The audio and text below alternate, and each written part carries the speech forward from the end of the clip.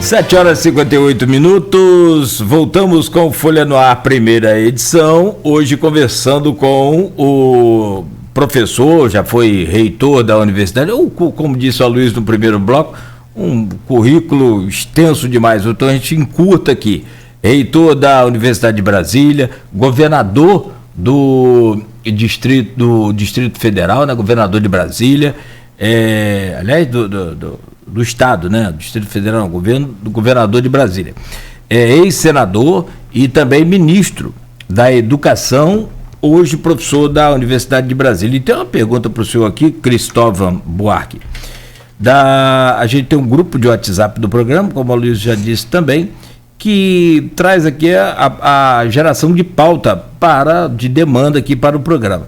E uma dessas participações aqui é da Silvana Venâncio, que é colega nossa, é jornalista, hoje mora em Bom Jesus do Itabapoana, e ela faz a pergunta aqui: professor, o senhor foi ministro da Educação do governo Lula. Como o senhor analisa o Ministério da Educação do governo Bolsonaro, o Enem, a possível volta às aulas presenciais, né, ou pelo sistema híbrido? Enfim, como o senhor vê a educação no Brasil hoje? A pergunta da Silvana. Silvana, vou começar pela última colocação sua. Educação hoje. A educação hoje está um desastre pior do que o desastre que já estava antes desse Bolsonaro chegar. Ele conseguiu piorar o que estava muito ruim, porque ele quebrou a perspectiva de melhora. Estava ruim, mas vinha melhorando aos poucos. Faz 50 anos que a gente faz coisas como merenda, que não existia, como Fundef, que não existia, como Fundeb 1, Fundeb 2, Plano Nacional de Educação 1, Plano Nacional de Educação 2. A lei do Piso Nacional do Salário do Professor, que é uma lei de minha autoria, eu me orgulho muito, sancionada pelo presidente Lula, e que só foi aprovada, era uma lei minha do Senado, mas só foi aprovada porque o ministro Fernando Haddad deu apoio. Agora tem essa nova lei, faz 2 anos, da Base Nacional Comum Curricular. Tudo isso, em 50 anos quase, foi melhorando. A Bolsa Escola, que botou criança, pagou as mães para que a criança estudasse. Mas a gente fica para trás quando compara com os outros países, porque eles melhoram muito mais. 3 brechas estão se agravando. Entre ricos e pobres. A educação dos pobres melhorou. Era 0, algum tempo atrás. Mas a dos ricos melhorou mais. Então a brecha aumentou. A brecha entre o Brasil e os outros países. Nós melhoramos, mas os outros países melhoraram mais. E a brecha entre o que a gente ensina e o que é preciso saber. O que é preciso saber cresce mais depressa do que aquilo que a gente ensina. Então vai aumentando a brecha. Então está ruim, responder a sua pergunta. Agora vamos para as coisas. Aí eu já respondi a primeira colocação sua, que é Bolsonaro. É um desastre completo, porque ele e seus ministros até aqui, eles são anti-educação. Eles são anti-professor. Eles não gostam disso. Eles não acham isso necessário. E é coerente com como eles tratam a saúde. Por exemplo, eles negaram balão de oxigênio. A escola é um balão de oxigênio da mente. E eles não entendem esse negócio de balão de oxigênio. Eles não veem a educação como base do progresso. Eles têm medo até de gente educada. Então, o Bolsonaro é um desastre completo, no desastre existia. O Enem. Eu acho bom você perguntar sobre o Enem, porque serve para eu explicitar o que falava antes, sobre o Brasil gostar mais do ensino superior do que da educação de base. Veja, eu gosto de comparar com futebol. Ninguém imagina um bom jogador na seleção que não tenha passado por um time de várzea, depois por um time bom, até chegar à seleção. Mas as pessoas desejam que seus filhos cheguem à universidade sem o esforço da educação de base com qualidade. Existe esse desejo. Eu já vi muita gente dizer, vamos acabar com vestibular, vamos acabar com seleção para a universidade, para que todos entrem nela. Eu nunca vi ninguém dizer, vamos acabar com a seleção para entrar na seleção de futebol. Nunca ouvi. Pois bem, o Enem é um exemplo disso. O Enem foi criado lá atrás, creio que pelo ministro Paulo Renato, o Fernando Haddad, Paulo Renato, para avaliar o ensino superior. Ninguém dava mínima, ninguém sabia nem o que se fazia, né? Quando, no governo Lula, o Fernando Haddad fez o uso do Enem para ver quem entra na universidade, todo mundo passou a dar importância. O Enem aparece no Jornal Nacional porque é a porta de entrada na universidade. Não é porque é a avaliação da porta de saída do ensino médio. Está entendendo? O Enem dá um nome aí. As últimas duas letras é M, ensino médio. É o Exame Nacional do Ensino Médio. Ninguém dava mínima.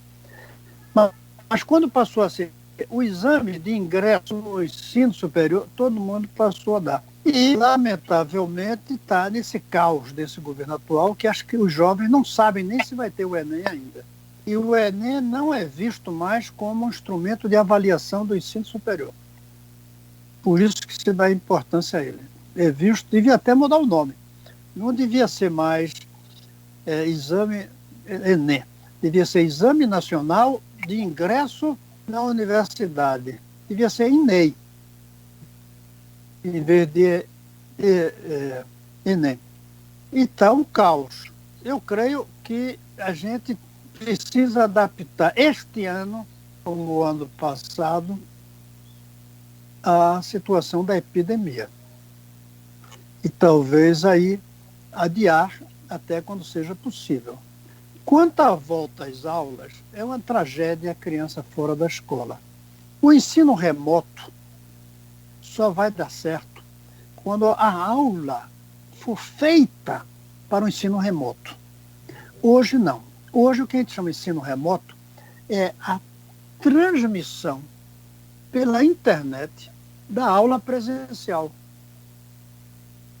O professor vai para a sala de aula ou fica em casa e dá uma aula e é transmitida. Isso é como se você transmitisse teatro. Não ia dar certo transmitir teatro no palco. O cinema inventou uma linguagem nova. A câmera vai onde estão as coisas, a câmera vai para a rua, usa drone para filmar, usa efeito especial. A aula remota tem que ser feita como um filme, não como um teatro, não como uma peça teatral. É um filme que tem que ser feito. Então, essas aulas remotas, teatrais, transmitidas, não estão dando o resultado que se espera. Mesmo assim, é melhor ter o filho na aula remota, mesmo sendo como se fosse uma peça de teatro, do que sem ter essa aula remota. Mas a gente precisa levar as crianças de volta, desde que elas não corram risco, nem os professores, nem os servidores. Então tem que vacinar. Eu fui beneficiado pela minha idade de me vacinar antes. Em vez de começar por nós, velhinhos, devia ter começado pelos professores. Ou até melhor, um país que realmente desse valor à educação, tinha que ter colocado crianças e professores em uma espécie de olho. Protegido no transporte, protegido das crianças e professor para que não houvesse interrupção de aula um período tão longo. Mas abrimos os botecos antes de abrir as escolas. E eu defendo abrir as escolas com medidas sanitárias cuidadosas. Mas tinha que ser um propósito dos professores, dos governantes. Vamos abrir. O que é que precisa para abrir a escola sem que criança nenhuma corra risco? Vacinar os professores, higienizar as escolas, higienizar o transporte onde eles vão, criar transporte especial se fosse preciso. Mas não fizemos. Vamos pagar um preço muito alto por esse fato, termos deixado criança fora da escola tanto tempo. Agora, eu creio que a Silvana quer saber o futuro. O futuro da educação vai ser presencial para as crianças pequenas, porque elas vão para a escola não só para aprender, elas vão para conviver com outras crianças. Até porque hoje as crianças convivem pouco na rua, como na minha infância a gente brincava na rua. Está cada vez mais difícil. As pessoas são isoladas dos vizinhos e tem a violência em todos os lugares. E tem escola. A partir de uma certa idade, cada vez mais vai ter aula remota. Cada vez mais essa aula remota tem que ser preparada para ser remota. Então ela tem que ser filme, não teatral. Tem que ser filme cinematográfico. O professor faz um roteiro. Aí tem alguém que o ajude a trazer para dentro da aula YouTube, Google. Tudo que já existe por aí para fazer aula agradável. Tem que ter quem entenda da iluminação de tudo. A aula tem que ser como um filme. O professor vai ser o roteirista. Ele pode aparecer, não é? Tem uma aula presencial. Eu acho que o professor vai, mas passa o filme, em vez de ficar dando aula no quadro negro. Quadro negro tem que ser aposentado. Quadro negro é uma carroça para os tempos de hoje. Nossos professores tinham que se parecer mais com um astronauta, uma nave espacial, do que como um condutor de carruagem na frente do quadro negro. Então, Silvana, o ensino à distância, ele veio para ficar. Como o cinema chegou faz 100 anos e ficou. Substituiu, não, mas trouxe uma nova arte diferente da teatral. Os nossos professores daqui para frente vão ter que ser diferentes. E não vão ser solitários. Só ele, o giz e o quadro negro na frente dos professores. Ele vai ser o produto de um conjunto de pessoas fazendo a aula, eu chamo de cinematográfica. Cada vez mais o remoto vai pegar. Mas é importante que cada vez mais a aula fique cinematográfica e não teatral, como foi até hoje. Uma pergunta aqui, professor, relativa à educação, feita também por uma educadora, Adriana de Lima Gonçalves. Vou fazer essa pergunta para a gente passar para o tema mais político que está previsto nesse bloco. Pergunta aqui, Adriana, ao senhor. Mesmo sendo competência dos municípios e estados, a educação infantil, fundamental e médio, como o senhor vê a falta de orientação e direcionamento do Ministério da Educação diante da grave crise sanitária em decorrência da Covid-19, que provocou o fechamento de escolas e universidades e a paralisação das aulas presenciais por um longo período? Eu creio que foi uma tragédia a paralisação por longo período, mas reconheço que, sem tomar os cuidados necessários, não dava para trazer as crianças antes da hora. Mas esse desastre é passageiro. Algumas crianças vão ficar com traumas para sempre. Algumas crianças vão sentir um certo horror à aula e vai ser difícil recuperar algumas delas.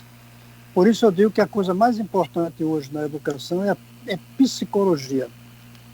E até mesmo neurologia, porque pouca gente sabe, mas o cérebro é como um músculo qualquer. Se você não usa o músculo, ele atrofia.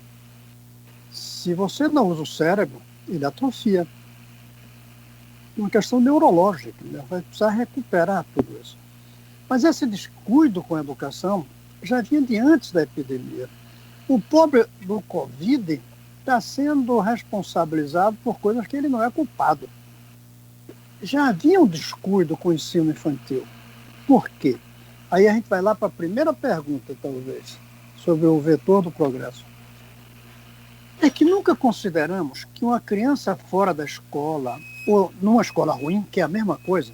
Aliás, um parêntese, o Brasil é um dos poucos países em que existe o conceito de escola boa e escola ruim.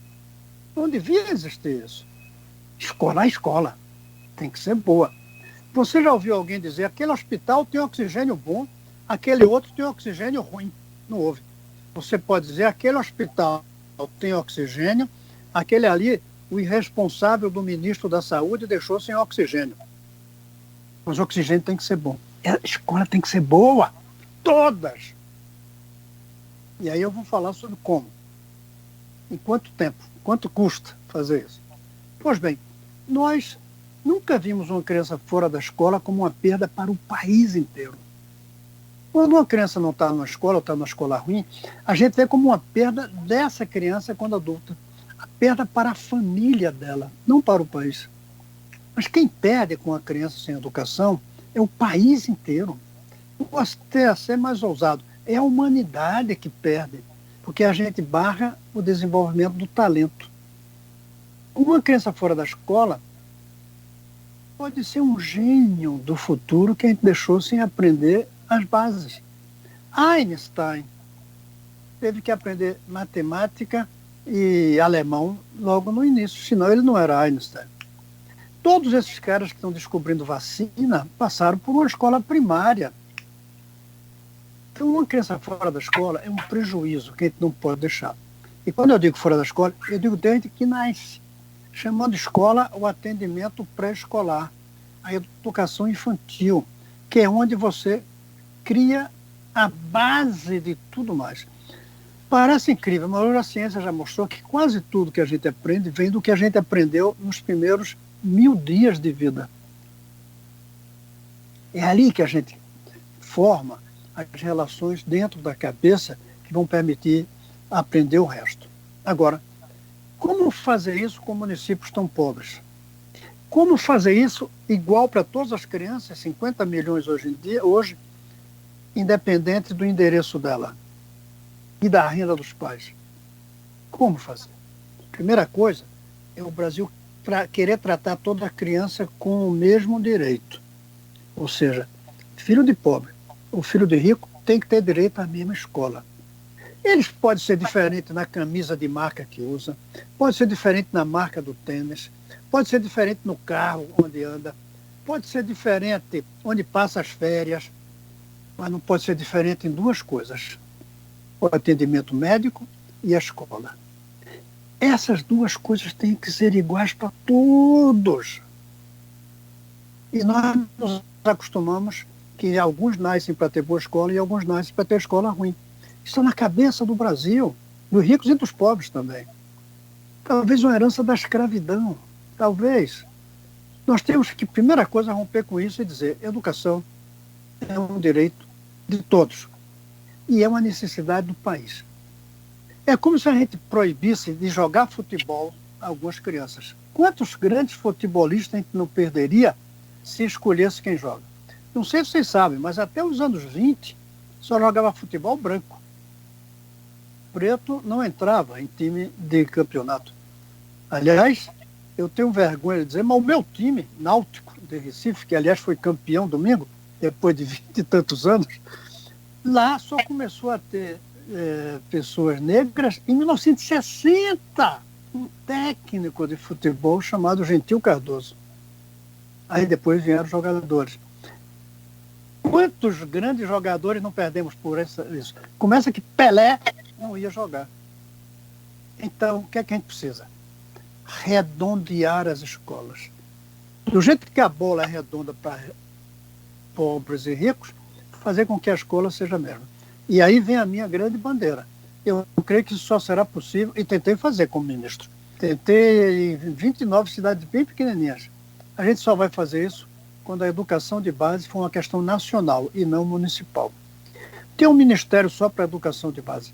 Ter uma carreira nacional do magistério, como é a carreira dos funcionários do Banco do Brasil. Os prédios das escolas têm que ter a mesma característica. Não estou falando do mesmo desenho arquitetônico. Cada região tem que ter o seu desenho. As mesmas qualidades, os mesmos tipos de equipamento, e todas em horário integral. Só aí a gente vai conseguir fazer com que o Brasil não deixe para trás as crianças conforme o endereço onde mora e conforme a renda da família. Municipal, como é a educação, desde a primeira infância, não vai dar o resultado que o Brasil precisa. Nós temos que caminhar para um processo de nacionalização da educação. Isso é possível. Isso não custa muito mais do que se gasta hoje E isso sendo feito em 20, 30 anos, é perfeitamente possível para o Brasil. E eu defendo que seja feito por cidade. O governo federal adota as escolas do município. Todas as escolas virarão federais, mas não as atuais.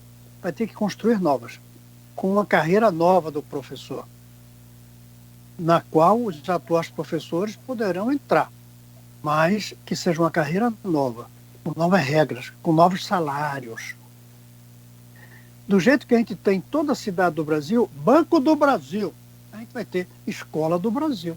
Vocês já repararam que não existe Escola do Brasil? Existe Banco do Brasil. Existe Caixa Econômica do Brasil. Todo lugar do Brasil, a agência é Caixa Econômica do Brasil. Mas a escola é municipal. Eu defendo que ela seja federal, com descentralização da gestão. A gestão é a escola que faz, mas a carreira nacional. Tem uma pergunta aqui, senador, relativa a isso, do Rogério Bacchini. Em relação à organização do sistema educacional, o educador, quando esteve no Ministério da Saúde, da Educação, no caso do senhor, tinha como objetivo implantar o sistema de federalizar a educação de base. Em que consiste esse sistema e como seria sua implantação e seus objetivos propostos?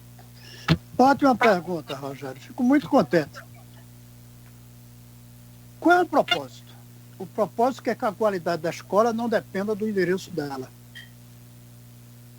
E que os que vão estudar nela não dependa da renda dos pais. No Brasil tem 200 mil escolas. Que elas sejam todas com o mesmo padrão. Eu não disse iguais.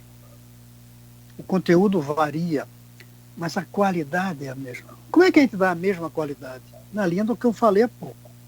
Uma carreira nacional do magistério, com um alto salário, mas com uma seleção muito rigorosa. Por exemplo, na Finlândia, só pode ser professor os que estiverem entre os 10 melhores da faculdade. Eu sou defensor disso.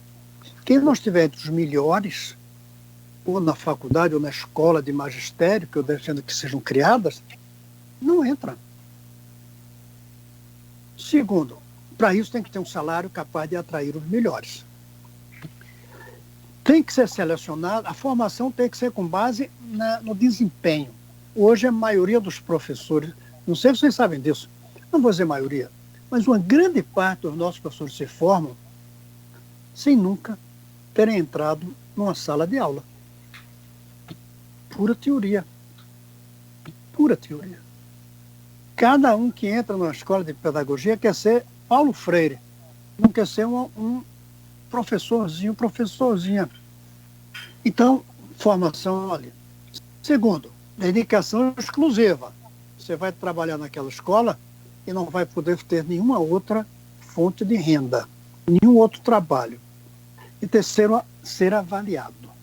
A cada tanto tempo, uma avaliação, para ver se está desempenhando bem. Então, uma nova carreira.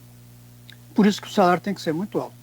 Eu defendo um salário de 15 mil reais para esses professores que passarem nessa seleção, que aceitarem essas regras, que aceitarem serem avaliados, como são os técnicos dos times de futebol.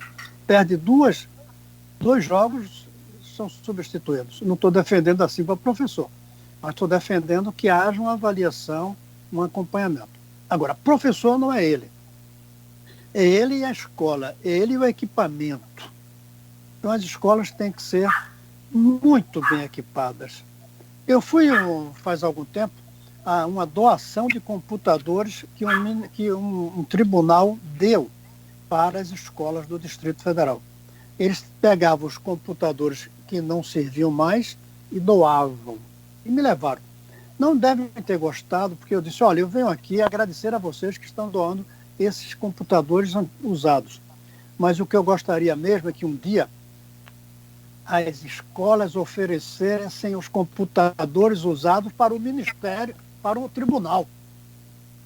Por que as escolas ficam com os computadores usados e vocês com os novos? Pois bem, mais moderno possível. nas escolas. E todas em horário integral. E com algumas regras que permitam cumprir horário, que permita boa relação entre os alunos.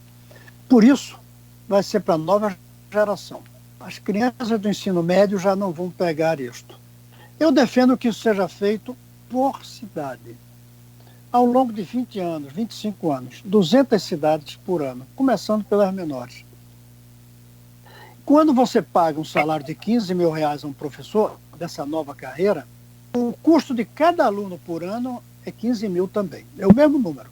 15 mil por ano é o custo do aluno, se o salário do professor for 15 mil por mês. Se você pegar 50 milhões, no final de tudo, isso vai custar, faça as contas, 750 bilhões. Hoje já se gasta uns 500 com esse sistema ruim, incluindo aí as escolas privadas, que não vão ser mais necessárias quando todas forem muito boas. Só vai restar algumas privadas, que eu acho que deve se tolerar que elas existam, para quem quiser estudar católico, evangélico, aí escolas religiosas. Ou diplomatas que precisam que os seus filhos estudem num calendário diferente. Pois bem, isso daqui para lá vai custar menos de 7% do produto interno bruto, se o produto interno bruto crescer 2% ao ano, que é uma taxa pequena em períodos normais do Brasil. Não o que a gente vê de 14 para cá, que é uma depressão. Então, isso é possível. Falta a gente querer realmente isso, e como eu citei naquele exemplo da Irlanda, querer sacrificar alguns investimentos para fazer isso. Quebrar com mordomias, quebrar com privilégios, desperdícios que esse país tem tanto. É por aí que eu acho, Rogério, que a gente faz. E eu tentei, preciso dizer que eu fiquei só 12 meses. 12 meses é muito difícil, até porque foram os primeiros 12 meses do governo que você está começando tudo. Para você ver, o dinheiro para isso só saiu em dezembro, demitido em janeiro. E a ideia nossa, começamos em 29 cidades, bem pequenas, todas com 10 mil habitantes, porque como era um programa muito do Ministério, eu vou mais radical, como era um programa muito meu, embora no lançamento do programa o vice-presidente esteve presente, mas como era um programa muito meu, eu tive que pegar dinheiro do próprio Ministério. Aí só era a cidade de 10 mil habitantes. E não foi tão ambicioso, não teve carreira federal, foi mais um apoio a essas cidades escolhidas, eram 29. Essa ideia é uma estratégia nacional para que em 30 anos todo o sistema educacional brasileiro seja um.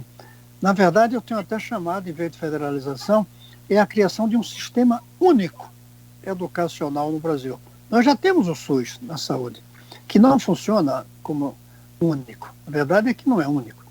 Ele é único para quem vai a ele, mas do lado dele tem um privado. Eu falo um sistema único de educação, em que até as escolas privadas façam parte desse sistema, como uma concessão governamental para alguém que quer montar uma escola, num lugar que precisa. Rogério, essa é a ideia que eu chamava de federalização. Hoje eu chamo muito de adoção federal das escolas municipais, aliás, não das escolas, dos sistemas, que não adianta adotar uma escola aqui e outra ali, tem que ser o sistema inteiro da cidade, e aí você revoluciona. Ou também de criação do sistema, da implantação do sistema único de educação. Sem isso, nós não vamos ter educação de qualidade que o Brasil precisa e nem a mesma qualidade para todos, que é a grande tragédia brasileira, a brecha entre a qualidade do oxigênio intelectual que a gente oferece no Brasil conforme a renda. Quem é rico consegue ter um oxigênio bom. Quem é pobre fica com um oxigênio ruim, que é a escola ruim. O professor falou bastante de educação, 2 blocos. Vamos falar um pouco de política. O senhor citou aí agora há pouco a depressão econômica, período recessivo que a gente entrou de 2014 para cá. Não por coincidência, foi o período uma eleição muito fegadal, presidente de 2014, pintou Marina ali como primeira possibilidade real de romper com a polarização PT e PSDB, que vinha desde a primeira eleição de Fernando Henrique, em 94, né? Passando depois pelos governos Lula, pelo primeiro governo Dilma, sempre PT e PSDB no segundo turno. No caso, Fernando Henrique ligou as duas em primeiro turno, mas sempre adversário mais ali perigoso, digamos, era o PT, e depois do PT sempre foi PSDB.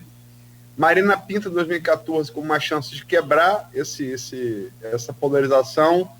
É muito atacada pelos dois lados, sobretudo pelo PT, a qual ela pertenceu.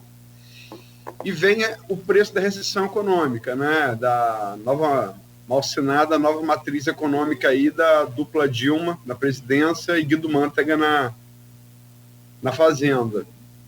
E, quer dizer, pegamos esse período de recessão e de lá para cá a consequência disso, ali com o impeachment de Dilma, é o governo que a gente tem hoje, Jair Bolsonaro. O senhor votou no Senado pelo impeachment de Dilma. E o senhor, na entrevista que a gente fez, publicada no dia 8, na Folha, o senhor fala de perseguição, sofreu muita perseguição. Suas próprias netas teriam sofrido bullying na escola por conta disso. Como é que o senhor pode resumir esse período de 2014 para cá? Primeiro, o bullying não foi na escola, foi na frente do apartamento onde elas moram e no caminho com cartazes, uma caricatura minha muito feia, aliás, e de vovô é golpista. Podia dizer, esse cara é golpista, se quisesse.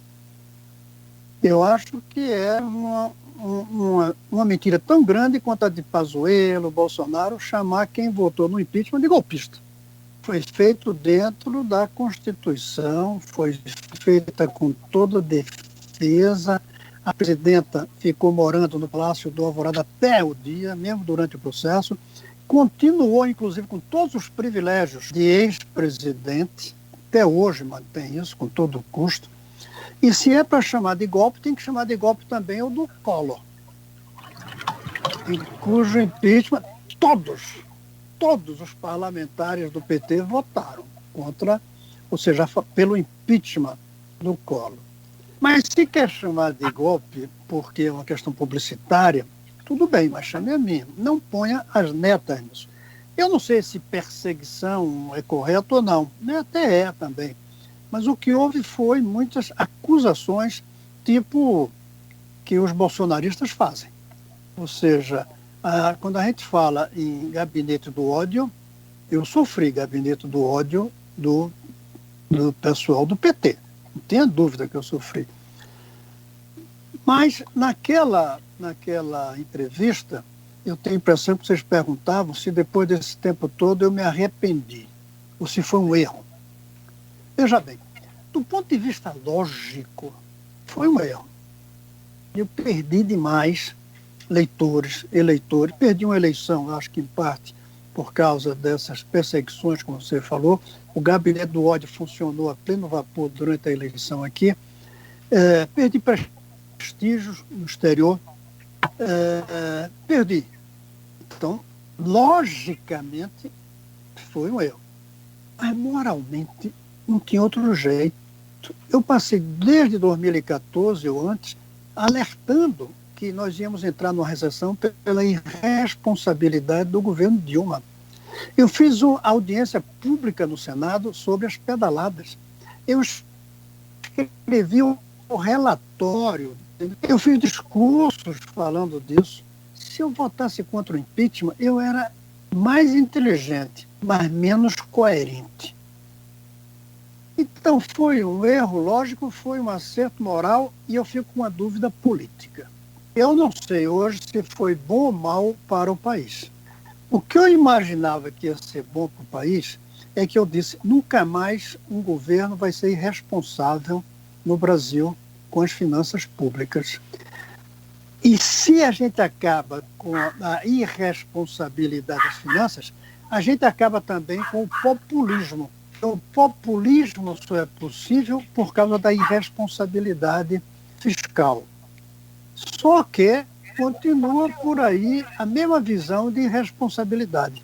Foi preciso até uma PEC do teto, nem devia ser necessária, porque 2 e 2 igual a 4. Não precisava fazer uma reforma da Constituição para dizer que 2 e 2 igual a 4 nas finanças. Mas foi. Mas vai ser derrubado em algum momento com o apoio do PT e dos bolsonaristas. É questão de tempo. Então, eu não sei se foi bom ou ruim. Do ponto de vista de criar o vício do impeachment, porque são 2, então aí quem votou nesse tem que dividir seu erro com os que votaram no do Collor também. Se é uma questão de repetição.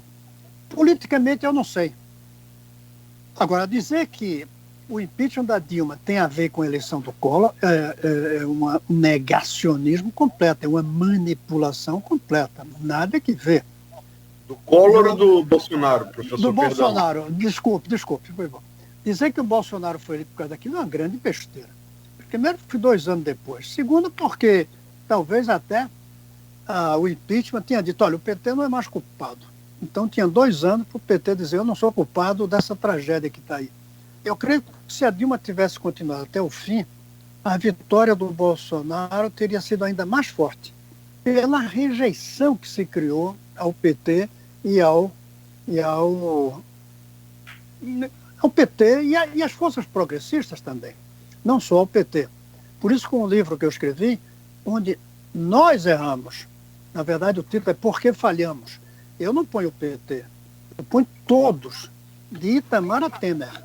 Porque de Itamar a Temer é o mesmo bloco que eu chamo no livro de democratas progressistas. Queira ou não, Itamar foi um democrata na ditadura e tinha visão progressista, como depois Fernando Henrique, como depois Lula, como Dilma e como Itamar também. Por isso eu não ponho Sarney nem Collor nesse bloco, porque eles foram da época do regime militar. Né? A gente não pode chamar de progressistas nem de democratas sempre.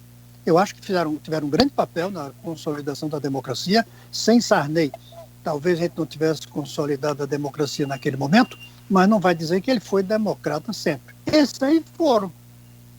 Então eu acho que é um equívoco dizerem que tem a ver Bolsonaro com o impeachment. Nada que ver.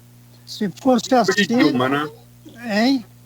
O impeachment de Dilma. O impeachment da Dilma. Bolsonaro, a eleição dele, não tem nada a ver com o impeachment da Dilma. Nada a ver. Isso é uma manipulação igual que chamar de golpista. São 8h36, Cláudio Nogueira. Eu vou terminar esse bloco com uma pergunta que deixo ela para o próximo bloco, se você me permitir. O professor Cristóvão falou do seu livro aí. Eu li o livro, recomendo, muito bom. O título é Por que Falhamos? O Brasil, de 1992 a 2019. Nele, o professor Cristóvão lista erros da esquerda que levaram a Bolsonaro e afirma, abre aspas, palavras do professor Cristóvão: nossos intelectuais toleraram de maneira subserviente a corrupção explícita, fecha aspas. Com essa citação, gostaria de abrir o próximo bloco. Perfeito. Então vamos fazer um rápido intervalo, são 8h36. Talvez em 2 palavras, o tempo já é avançado aqui, Luiz. Dá para encaixar uma pergunta minha aqui, mas bem rápido, ou prefere deixar para o final do programa? Você que sabe. Acho que a gente pode abrir com essa análise dele da frase, depois e aí a gente faz a pergunta, pode ser? Tem a ver com política, claro. Perfeito, ótimo. São 8h37. Cristóvão, então em 1 minuto estaremos de volta com o senhor, você que nos acompanha também pelo Face e pela Rádio Folha FM. Só um instante, estaremos de volta com a sequência do Folha no Ar, primeira edição, ao vivo, no oferecimento dos laboratórios Plínio Bacelar e Proteus Medicina Ocupacional e Serviços de Saúde. Com a ajuda